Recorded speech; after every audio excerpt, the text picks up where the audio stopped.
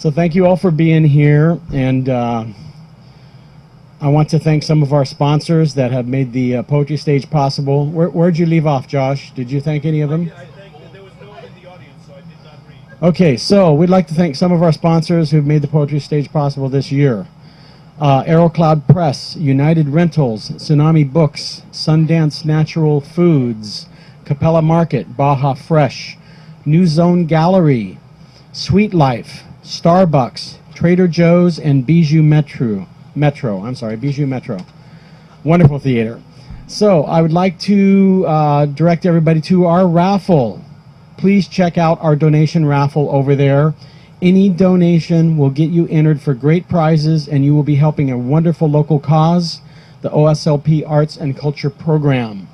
We will have multiple drawings at the end of each day, and you do not need to be present to win, as long as you fill out the whole entry form.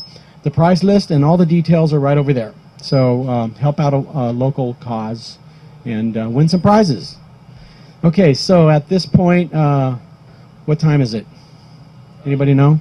40, something like that. Let me check. All right, so we're running a little late, but Katharine, are you prepared? I'm going to bring up our first reader. Let me tell you a little bit about her. Katharine Valentino used to work for 2 large corporations as a writer, reporter, editor, and website administrator. Now she has lots more fun doing the same stuff for the Eugene-based literary magazine Setting Forth on a Literary Journey. Setting Forth on a Literary Itinerary. Also a journey, right? Okay, the magazine has been publishing local writers for a year now, and it has established a community of 45 writers and their readers. Katharine came to Eugene a few years ago thinking this would be her forever home. However, she has found that being confined to a house on lots of drugs and next to an air purifier for 3 otherwise gorgeous springtime months was not to her liking. And in the winter, there is a gorgeous frigid rain. So she now escapes to Puerto Vallarta in January and comes back to us each year in time to read her poetry at this gathering. Wait, poetry? Oh dear, she says, I'm a memoir writer. Well, I'll do my best to come up with something that rhymes or has rhythm or has whatever it is that makes poetry poetry these days. And I'm sure whatever you have will be just great. And also, just for fun, I suggested that my readers give me a 1-sentence bio. And Katharine's is pretty long. Katharine Valentino, a memoir writer and the editor of the Eugene-based literary magazine Setting Forth on a Literary Itinerary, has been asked to submit a 1-sentence bio. This is it. It would be 2 sentences without the use of 1 semicolon and an open and closed parentheses. Please welcome Katharine Valentino.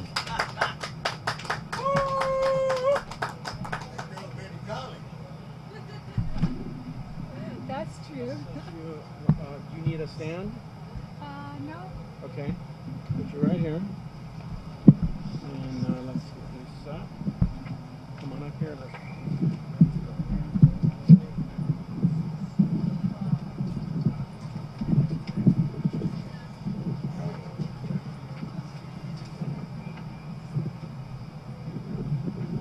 Okay, I'm reading this stuff, not reciting it, because I haven't read it myself in a while.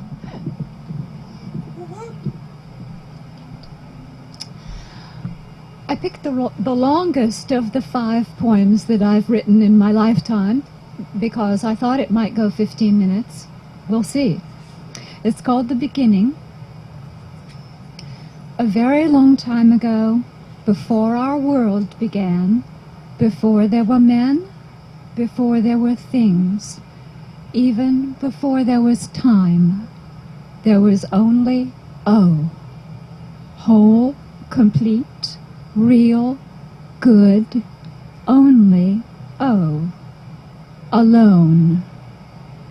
Now, O was not a man. He had no eyes, for there was no one to see. He had no mouth, for there was no one to speak with. He had no hands, for there was no one to touch. And he had no thoughts, for there was indeed nothing upon which to dwell. Although all men were within him, deep inside him, sleeping in his spirit. Nor was O a thing. He was not a tree, for there was no sun and shade was not needed. He was not rain, for there were no clouds. He was not a bit of earth to be tilled, for there was no plant to yield seed and no tiller. Although all things were within him, deep inside him, sleeping. All things were within him, and he was all things. O communed with himself in peace and serenity. He saw that all was in harmony. All was right with his world. Musing, he slept and dreamt. He dreamt of falling a great distance, and as he fell, he turned ever so slowly in his void. He turned round and round, on and on, faster and faster, on and on, dancing, he called it, but he couldn't remember why. At last, confused, whirling through the void, dizzy, frenzied, now fearful of his dream, he screamed and found he had made for himself a mouth. Dancing, he said aloud, and immediately then he made himself another mouth, 10 mouths, 100 mouths, and they all said dancing, and they all whirled round and round. Oh laughed. How lovely to have a mouth, he said, and immediately made eyes, ears, noses, hands. And each eye saw another, and each ear heard a separate note, and each hand reached out and touched another, separate, different from itself. And they all laughed and sang together and danced. And O was no longer alone. I remember now, he said, I had forgotten for so long. And he took from his own form and made man and woman, and bade them be upright and strong and happy. From the love that welled up in him at the sight of them he drew forth water, and made the skies and rivers. He fashioned the earth from his strength, and all creatures who walk upon it he conceived out of joy, all the while turning, spinning dreams. His garments flew away from him and fell upon the earth, and grass began to grow. And grass began to grow where they lay, and many green plants. His jewels were lost in the sky, they are the stars. And still he turned, and all things with him, joyously. Until, as a handful of nuts is dropped from the highest tree, and each nut falls and rolls away from the others, and keeps on rolling, as a bunch of wildflowers is whirled about in the hand of a child, and each flower is torn from the stalk and flies away from the others, and keeps on. So it was that each man was thrust away from the hand of his father. And oh, spinning, spinning, spinning, glowing, burning, blazing, consumed in fire, spinning, now left far behind by his children, dreams on and brings man time. Daydream, nightmare. We are abandoned, we are forgotten, we have fallen a great distance. Without you, Father, we are blind, we cannot see. We scream, you do not hear us. We reach out, you are not there. Without you, we cannot even remember who we are. For although we have eyes, we do not really see each other. Although we have mouths, we do not really speak to each other. Although we have hands, we use them only to grasp. And each of us thinks only of himself, alone and lonely. Father, wake up. Come back to us. See us dancing, Father. Hear us singing. Laugh with us. Come and find us and take us home.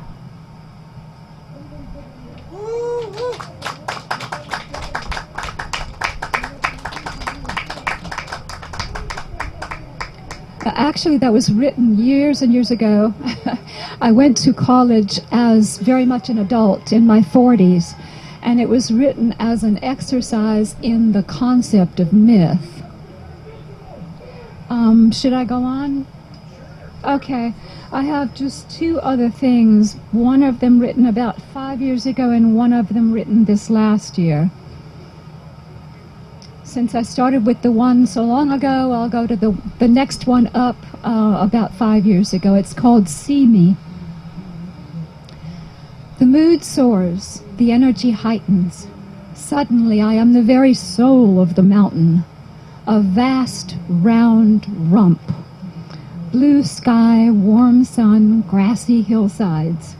Your hand brushing against my skin feels like the breeze that keeps the bluebells bobbing. It tickles as though you were kicking a pebble along as you walk. You are a traveler. Without the traveler, would the mountain even exist? Come then, tread my pathways, seek the sunlight, climb up, all the way up to the summit. Climb up, touch me, and see my soul.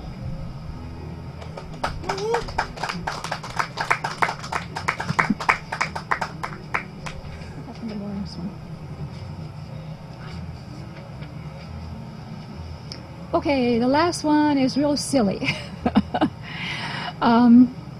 It's a cinquain. I didn't know what it was either, and I don't remember how I stumbled across this. But a cinquain, I'm reading here from my description of it, is 5 unrhymed lines in a 2-4-6-8-2 pattern. Line 1 must be a noun with 2 syllables. Line 2 must be 2 adjectives with a combined 4 syllables, which describe the noun. Line 3 must be 3 ing words with a combined 6 syllables, which describe the noun. Line 4 must be an 8-syllable phrase or sentence about the noun. Line 5 must be a word or 2 in 2 syllables and must rename the noun.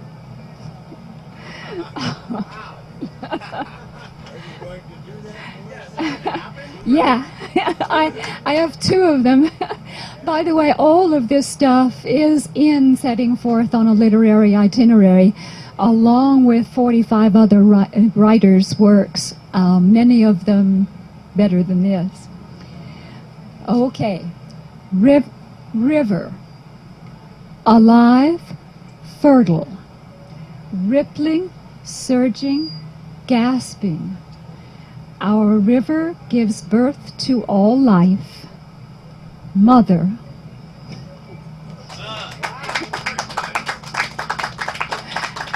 And I have just one more that's on the same thing, a cinquain, and I've never been able to come up with a third one. Yes, yes, perfect, profound, willing, loving, giving. The very best word in the world. Just so.